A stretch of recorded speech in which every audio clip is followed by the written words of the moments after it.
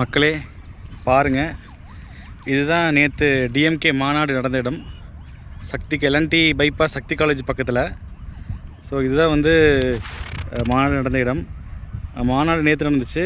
இன்றைக்கி வந்து இந்த ஏரியா வந்து எப்படி கேவலமாக பிளாஸ்டிக் குப்பைகளால் நிரம்பி இருக்குங்கிறத பாருங்கள். ரொம்ப மோசமாக பிளாஸ்டிக் குப்பைகளால் நிரம்பி இருக்குது.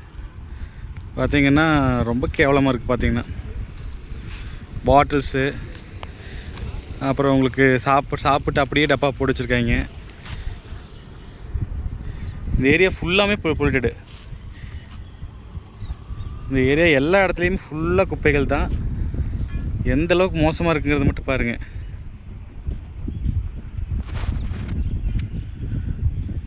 கண்ணு கெட்டின தூரத்துக்கு குப்பை மட்டும்தான் இருக்குது.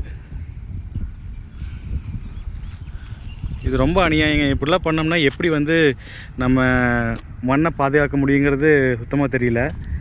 இந்த பிளாஸ்டிக்கெல்லாம் எத்தனை நாள் ஆகும் மக்கறதுக்கு? இதை யார் வந்து க்ளீன் பண்ண போகிறாங்க? ஃபுல்லாக சுற்றுச்சூழலுக்கு தான் வந்து தீங்கு விளைவிக்கும்.